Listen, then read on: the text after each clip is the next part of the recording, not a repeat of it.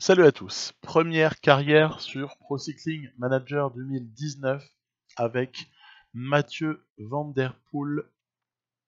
Il faut vraiment voir ce que le garçon est capable de donner dans ce jeu-là. C'est un des potentiels les plus excitants qui soit, très clairement. Il y a vraiment peut-être 5 coureurs avec Pogacar, avec Evenepoel, avec comme ça Wout van Aert qui peuvent être aussi alléchants. Et l'objectif, il y a pas mal d'objectifs de cette première carrière. Un des premiers objectifs, mis à part le fait de voir ce que donne Mathieu Van Der Poel, c'est comportement de l'IA. Voilà, je veux analyser le comportement de l'IA, voir si certaines choses ont changé ou pas. Et puis évidemment, objectif principal, monter en World Tour. Mais cette fois-ci, je vais me fixer des contraintes. Déjà, c'est pas forcément en une année. Et l'idée, ça va être de conserver Mathieu Van Der Poel. Vous allez voir que contractuellement, c'est faisable. Et évidemment, construire une équipe autour en ne s'interdisant rien. Ça veut dire continuer chez Corendon Circus ou bien changer de sponsor. Plutôt choisir, par exemple, un sponsor français et bâtir à l'image de choses que je vous ai montré très récemment sur Pro Cycling Manager 2018, construire par exemple autour d'un Pierre Latour, autour d'un Florian Sénéchal, etc. etc. Il y a 1000 potentiels, un David Godu, qui sait. Il y a 1000 coureurs très intéressants qui sont français et on sait que, à la limite, tout ça pourrait avoir lieu avec un Mathieu Van Der Poel également dans l'équipe. Alors, quelles sont les modalités pour monter de Continental Pro en World Tour? Eh bien, rien n'a changé entre Pro Cycling Manager 2018 et 2019. Vous me direz, c'est en cohérence avec ce qui se passe dans la réalité, donc c'est normal finalement d'avoir maintenu ce truc-là. Ouais, bah, très simplement, vous avez là la nécessité de faire partie des 18 équipes les mieux évaluées, essentiellement sur leurs meilleurs coureurs, les 18 équipes les mieux évaluées pour accéder au World Tour. Donc il faudra voir en fait dans quelle mesure ce truc-là est faisable ou pas. Donc voilà, on a pris on a pris une DB du jeu par défaut. J'ai changé des noms comme je vous l'ai évoqué dans ma vidéo de présentation. Voilà, je renvoie directement à ce que j'ai commenté à ce moment-là. J'ai changé les noms les plus importants. Voilà, ça en fait déjà environ 200. Ensuite, quels sont les objectifs et quels sont les tenants et les aboutissants par rapport à la réalisation du projet? En fait, c'est simple. Il y a une somme là qui est balancée, environ 400 000 euros, mais c'est pas ce qu'on peut obtenir directement. Ça, c'est une somme finalement que Corendon Circus, au-delà de laquelle ce sponsor ne montera jamais. En fait, ils monteront jamais plus haut que la somme qui est affichée à gauche. Et par contre, ce qu'on peut espérer pour recruter au 1er août 2019, c'est bien évidemment 228 000 euros, ce qui fait un différentiel pas énorme. On est entre 183 et 228, c'est pas une grosse croissance. C'est donc ce qui fait partie des éléments qui me font dire que le défi est intéressant, car pas facilement réalisable, a fortiori la première année. Donc ensuite, la liste d'objectifs, elle n'est absolument pas scandaleuse. Je dirais même que c'est un petit peu plus facile que ce qu'on aurait pu craindre. Après, l'équipe, on le sait, n'est pas très forte. Il y a Mathieu Van Der Poel et il y a tous les autres. Alors, autre point à aborder, c'est tout ce qui est de l'ordre des préparatifs. Ça, je vais le développer. Il y a aussi la question du pognon. Il y a plein de choses comme ça qu'il faut voir. Alors, par exemple, je me suis attaché à développer Mathieu Van Der Poel en puncher. Et comme le plus difficile de notre calendrier et de nos objectifs, c'est sur des Flandriennes, eh bien, j'ai absolument sans vergogne mis tout le monde en entraînement classique du Nord. Je fais aussi autre chose, c'est que, en fait, j'attribue, il y a 17 coureurs, hein. Il y a 17 coureurs, dont seulement 4, 5, 6, 7, 7 seront encore, 8 seront encore sous contrat ou 9 l'année d'après. Je parlerai d'entraînement juste après. 113 000 € déjà engagés pour 2020, ce qui veut dire que dans le tout meilleur des cas, 228 000 moins 113 000, ça va nous amener à une somme de 115 000 € qui pourra être, dans le meilleur des cas, dépensée pour recruter des coureurs à l'été qui suit. C'est pas si mal 115 000 €. Mais attention, il va falloir garder un truc en tête aussi, c'est que là, Van Der Poel, il a encore une année de contrat après celle-ci, il est à 83 000, il y a de fortes chances qu'il demande au moins 120 000 l'année qui suivra. Donc, est-ce qu'il faut tout dépenser sur les 115 000? C'est une question. C'est une question. Il y a peut-être moyen. Il y a peut-être moyen. En tout cas, ça fait partie des éléments qu'il faut prendre en compte. Voilà, je vais pas donner toutes les réponses tout de suite, hein, évidemment. Mais ça fait partie des trucs sur lesquels il faut réfléchir. Après, c'est vrai que donc sur l'entraînement, comme je vous disais, je fais les choses de façon assez simpliste au tout départ. Pourquoi? Parce qu'en fait, il y a un coureur qui m'intéresse plus que les autres, c'est Mathieu Van Der Poel. Il n'a pas encore dit quel était son style d'entraînement préféré. Vous savez, entre à la pointe, moderne, traditionnel. Donc, tant qu'il n'a pas fait son choix, je garde les deux pauvres entraîneurs là, qui sont là, et puis je leur donne 8 coureurs chacun, et puis le plus nul de tous les coureurs, il est à 59 de général. Le plus nul, il a pas d'entraînement en attendant que Mathieu Van Der Poel ait exprimé ses préférences d'entraînement. Donc c'est ça vraiment, c'est mon choix. Ensuite, pour ce qui est de la pré-saison, c'est-à-dire en gros, dans quelle forme de départ est-ce que tout le monde va arriver? Là, c'est pareil, j'y vais de façon un petit peu bourrine, puisque de toute façon, les 16 autres coureurs sont là pour uniquement aider le moins mal possible Mathieu Van Der Poel. Donc à partir de là, tous calés sur le même mode. C'est pas comme si je faisais une partie avec Astana, où je vais évidemment décaler tout ça, où il va y avoir des gens dont les programmes et dont les plannings n'ont absolument rien à voir, et donc évidemment il n'y a pas besoin de... Il n'y a pas, pardon, la possibilité de caler tout le monde, hein, très clairement. Regardez, par exemple, dans un premier temps, le scout, là, je le vire. Pourquoi je le vire? C'est pour des questions d'argent. Parce que j'ai un solde là qui n'est pas très important, et je ne sais pas si on a les moyens de le garder pour le moment, et comme le scout, c'est pas quelque chose qui est supra fondamental en tout cas dans cette phase-là de la partie, hein, je dis pas dans l'absolu, mais dans cette phase de la partie, évidemment, scout non fondamental, donc on économise de l'argent, et puis une fois qu'on aura un petit peu de trésorerie, on va pouvoir eh bien, recruter déjà en tout premier lieu l'entraîneur qu'il faudra pour Mathieu Van Der Poel. Voilà. Après, il y a les petits ajustements. Vous savez que dès lors que vous avez passé le stade de la pré-saison, le 2 janvier, on passe à la possibilité d'élaborer des plannings. Et puis on a également jusqu'au 10 janvier pour valider la première séquence de calendrier. C'est donc négocier des invitations, c'est voir quelles courses sont choisies parmi toutes celles qui sont accessibles à une équipe de Continental Pro, etc. Donc j'ai viré certaines participations. J'en ai San Juan par exemple, on n'ira pas. J'ai par contre demandé des invitations dans certaines épreuves World Tour. Vous vous doutez bien que j'ai demandé des invitations sur tout ce qui était de l'ordre des classiques printanières.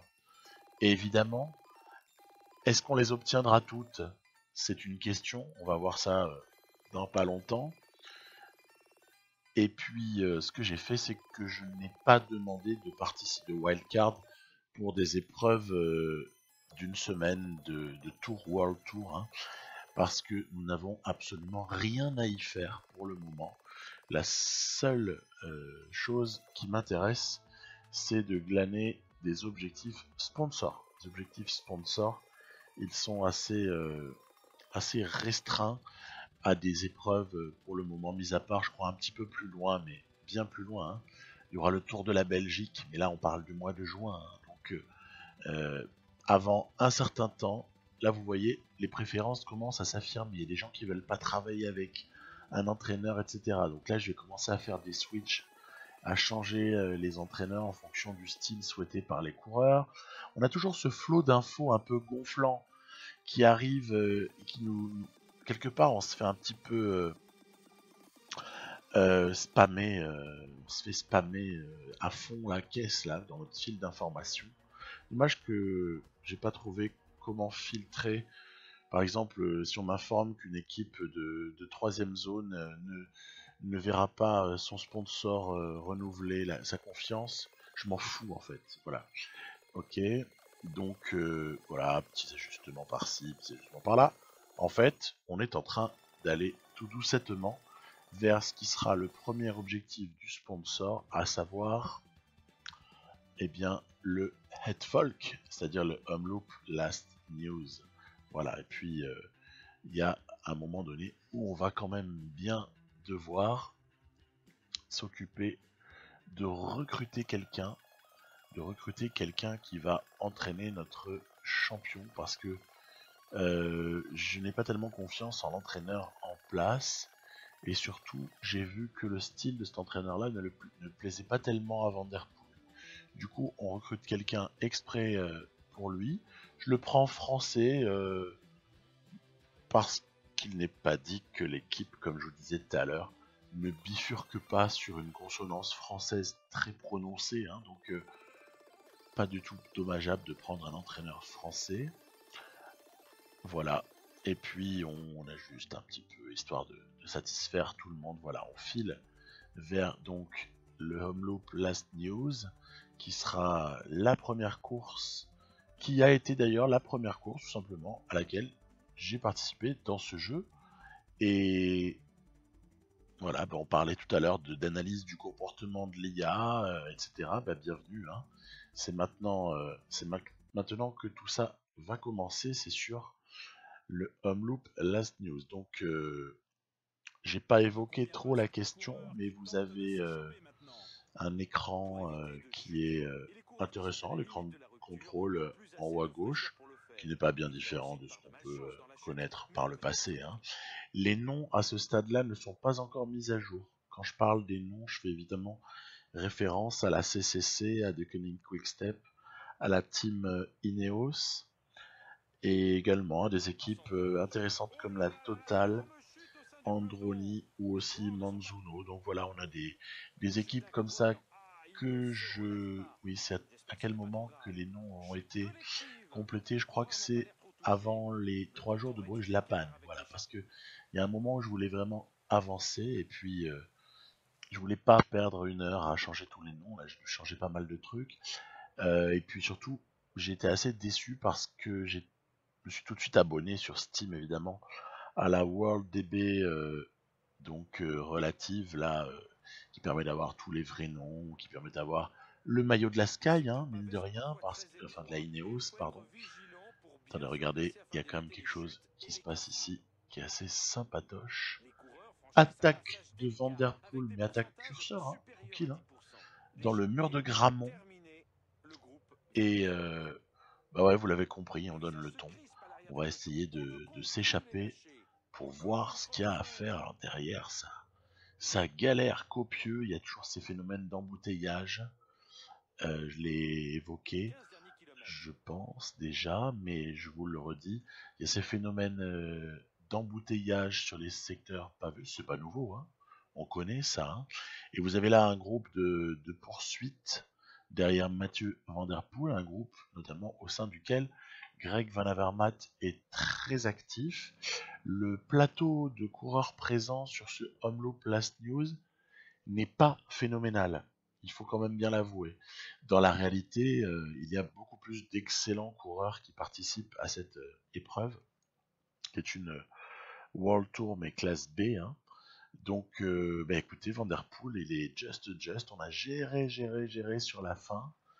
Et on va quand même se saisir de la victoire, voilà. Avec plus grand chose comme barre rouge, mais tout à fait suffisante pour lever les bras. Ok, donc, déjà, question analyse du comportement IA. Je n'ai pas été subjugué. Mon niveau de satisfaction après cette course-là, il serait de l'ordre de 8 sur 10. Parce que je ne peux pas exulter totalement en me disant ouais c'est génial, parce qu'en soi c'est génial de partir dans le mur de Grammont et de conclure tout seul, c'est formidable. Maintenant, est-ce qu'on peut tout de suite se dire ouais c'est cool, tout ça, trop bien le jeu? On peut pas tout de suite le dire parce qu'on n'a pas la certitude que on nous ait, par exemple, hein, à cause d'une IA qui, hypothèse totalement hasardeuse, serait défaillante, qu'on nous ait peut-être pas laissé. Je suis en mode, je le précise plus hein, maintenant, mais au cas où des gens ne me connaissent pas, je suis en mode extrême, bien évidemment. Hein, on a réglé le curseur de la difficulté. Je vous renvoie à ma vidéo d'ordre général qui est parue avant celle-ci. Hein. Mode extrême, hein, ça va sans dire. Donc il faut voir. Il faut voir si on a confirmation d'une IA allez, passive, ou est-ce que tout est calé sur ce qu'on connaît déjà et qu'on a simplement été dans un bon jour et qu'on est allé chercher ce home loop, quoi. Hein. Donc c'est ça qu'il va falloir voir. On voit que sur Kurn, j'ai assisté à une course apathique. Beaucoup de gens étaient mais comme endormis, ça n'avançait pas. Bon, en fait, il y avait énormément de très bons sprinters présents et les équipes voulaient uniquement emmener leurs sprinters à la décision finale. Donc, c'est ce qu'on va voir là dans pas longtemps, hein, puisque vous avez vu, on est pas très loin de l'arrivée. Il y avait un fort vent, mais vu la force de mes équipiers au niveau rouleur, j'ai pas pu je dirais, utiliser ce vent pour créer des bordures, par exemple, comme je peux le faire avec la Lotto Soudal ou la De Koning Quickstep. Hein. On va faire 3. Écoutez, je trouve pas que ce soit totalement honteux, surtout si l'on regarde les noms des gens qui sont derrière. Ne pas battre Viviani et Ewan au sprint, ça n'est pas grave. Et puis en laisser certains derrière qui sont des noms du sprint mondial, ça n'est pas mal. Ça n'est pas mal. Donc on a gagné sur Homeloop, on a fait 3 sur Kurn. C'est le moment de réajuster parce que j'attends des invites. Et donc vous pouvez là facilement déduire que j'ai obtenu l'invitation sur Tour de Flandre, sur Gand-Wevelgem, sur GPE3, etc. Donc félicitons-nous-en, pardon. En revanche, Milan-San Remo, on n'a pas eu d'invite. C'est intéressant. C'est pas mal. Et ben voilà, on sera pas sur Milan-San Remo. C'est comme ça. Bon écoutez, moi je m'en accommode sans problème. Il faut accepter en fait, il faut être patient. Il faut être patient. Par contre, Strade Bianche, on a été admis. Vous avez vu, il y a Kwiatkowski, Valverde, Valgren, Peter Sagan, Lutsenko, Michael Woods, Oliver Nassen. Il y a du beau monde, hein. J'ai pas tout cité, hein. Mais il y a vraiment de très bons coureurs. Ce sont des Strade Bianche qui n'ont pas été prises à la légère par les équipes. Donc tant mieux, ça ne donnera que plus de valeur au résultat final. Et voilà, donc que dire sinon ce que je vous ai déjà parlé du phénomène des zones rouges, donc je ne vais pas rebondir à chaque fois dessus, mais je trouve que c'est vraiment super cool. On a un profil qui est joli, c'est très joli je trouve, la manière dont les choses sont dessinées. On a vraiment l'impression de jouer à un nouveau jeu. Hein, là encore, je me répète, mais je suis satisfait de cet aspect-là, où au final, on a lâché 30 euros, mais on se dit, ouais, c'est cool, il y a quand même pas mal de choses qui me font penser à un nouveau jeu. Bien plus que par le passé, à certains moments où on se sentait un petit peu cocu, hein, excusez-moi l'expression, hein, cocu d'avoir lâché 30 boules pour 30 ou 40 d'ailleurs, selon les années, si on n'avait pas de réduc, euh, pour quelque chose qui n'avait été quasiment qu'une mise à jour des notes des coureurs, quoi. Hein. Parfois, j'ai bien dit parfois. Et après, il y a eu des belles évolutions d'autres fois. Donc, Mathieu Van Der Poel, dans la roue 2, Kwiatkowski. Michał Kwiatkowski qui va essayer d'attaquer, ça c'est prévisible, et puis on va surtout essayer d'en placer une au moment où, eh bien non, non, non, non. Donc, vous avez vu, ce sont des Strade Bianche. Bon après ça va, il n'y a pas mort d'homme. Hein. Il n'y a pas mort d'homme, on a fait 4. Hein. Ça va, victoire de Valverde.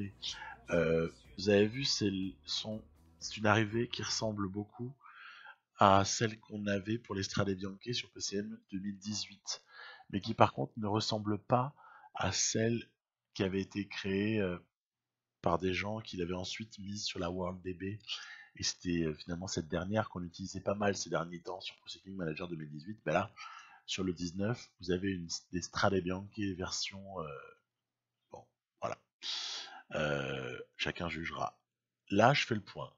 Je fais le point parce que je veux absolument le pic le 7 au matin, c'est le matin du Tour des Flandres. Et ce que je veux illustrer là sur ces petites screenshots là, ces petits screenshots commentés, c'est que les histoires de pic de forme et de préparation euh, sont similaires à ce que l'on connaît. Je pense que je ferai une vidéo qui sera dédiée à cela pour ne pas voilà, pour que tout le monde puisse avoir les moyens de calculer ses pics hein, s'il le souhaite. Ici, par exemple, la petite vérification d'usage, c'est que puisqu'il y a 23 jours restants, on en a 19 d'entraînement et 4 de course.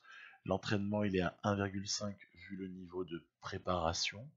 La somme 59, 7, 28, 5 et 12 dépasse légèrement les 100, ce qui nous garantit normalement, sauf blessure, hein, ben oui, il faut quand même la prendre en compte, hein, ou participation de courses supplémentaires, hein, eh bien, il ne faut rien modifier parce que le pic, il est parti pour être correctement calculé. Ça va, j'ai eu plutôt de la chance. Après, par contre, ce qu'on ne maîtrise pas, c'est sa durée. Il va se déclencher le matin du Tour des Flandres. Il se pourrait qu'il tienne jusqu'à Liège, Bastogne-Liège, mais il se pourrait aussi qu'il ne tienne pas. Parce que les pics dans Pro Cycling Manager 2019, ils vont durer entre 18 et 24 jours. Si vous avez un pic de 24 jours, franchement, c'est génial. Si vous avez un pic de 18 jours, vous pouvez vous sentir un petit peu lésé. Voilà, ben ce sera aléatoire, acceptons-le, hein, c'est comme les formes du jour aussi. Donc ensuite, on est sur les 3 jours de Bruges-la-Panne, qui est encore une fois un petit peu à l'instar de Kurn-Bruxelles-Kurn, une course sur laquelle on pressent que les gros sprinters vont vouloir s'expliquer pour la victoire finale. Donc c'est un très bon sprinter, hein, Mathieu Van Der Poel. Écoutez, quand il y a 78 et 78 là dans le jeu, je vais pas commencer à chialer, hein, parce que c'est excellent, quoi.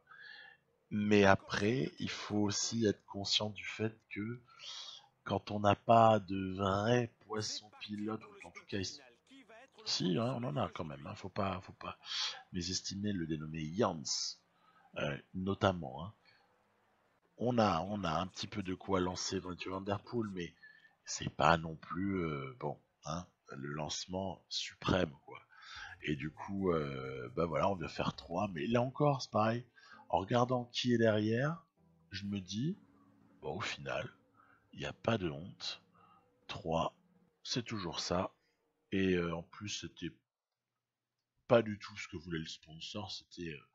On est bien au-dessus de ce qu'il pouvait espérer. Du coup, bah, satisfaction, hein, satisfaction. Allez, on part du côté du GP de l'E3.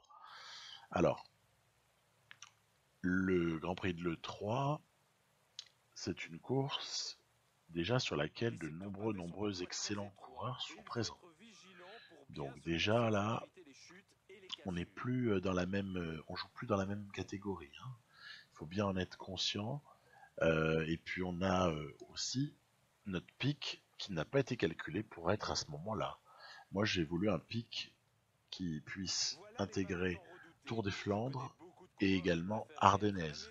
Hein, donc il faut bien voir qu'on n'est pas dans les toutes meilleures dispositions. Niveau gameplay, niveau IA, qu'est-ce qu'on peut remarquer?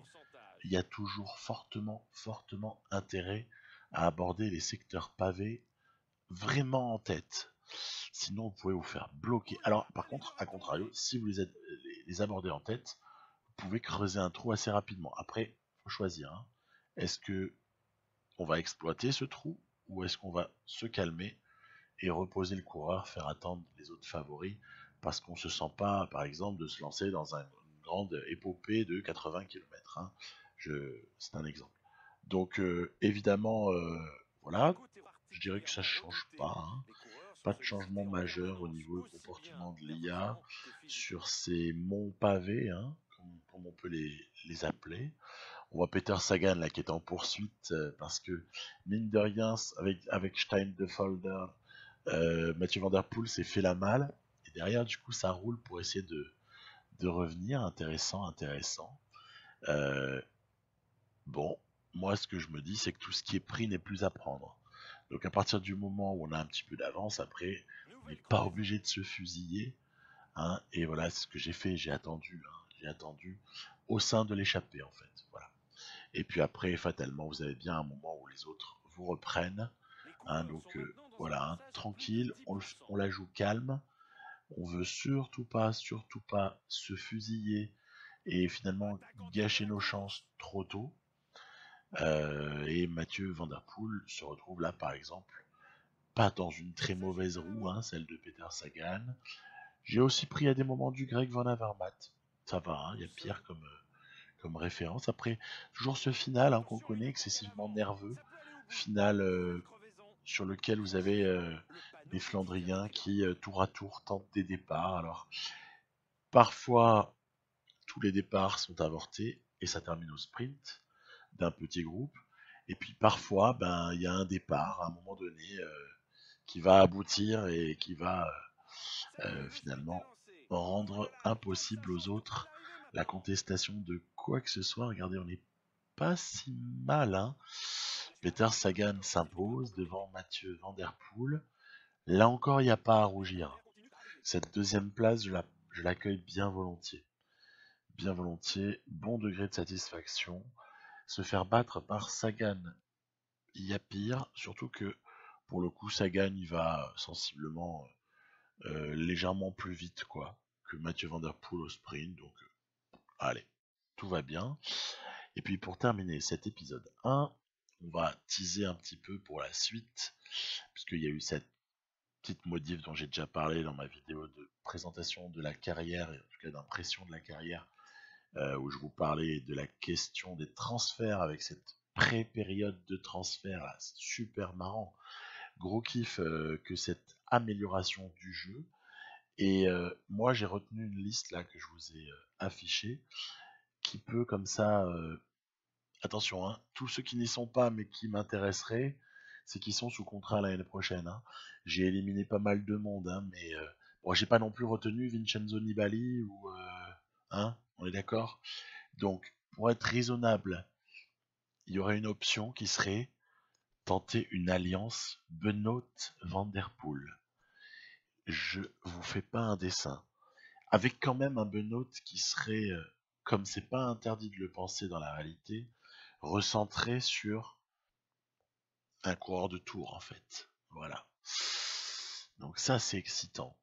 Après, il y aurait aussi des options formolo, masse, où on se renforce avec un grimpeur qui est déjà confirmé mais qui peut encore se développer. Et puis il y a une option aussi qui me plaît beaucoup, c'est l'option Galopin, Sénéchal, avec comme ça, je vous ai déjà dit, hein, que Godu et Latour ne sont pas dispo. Mais un Galopin au nom de sa polyvalence m'intéresse énormément. Par exemple, un Tony Galopin, je suis pas loin de penser que je peux peut-être gagner en Lombardie avec lui. C'est un exemple, hein. Et puis il peut apporter du soutien à Mathieu Van Der Poel. Un Dylan Van Barle peut être aussi un tout dernier choix dans cette optique-là, toujours la même, de soutenir.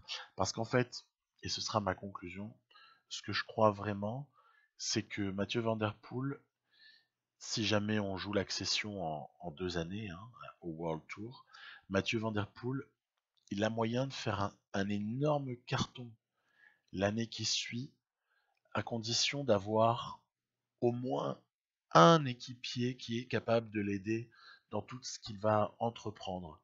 Et donc à ce moment-là, si vous recrutez un très bon, un jeune bon coureur de tour, vous n'êtes pas dans le projet en fait.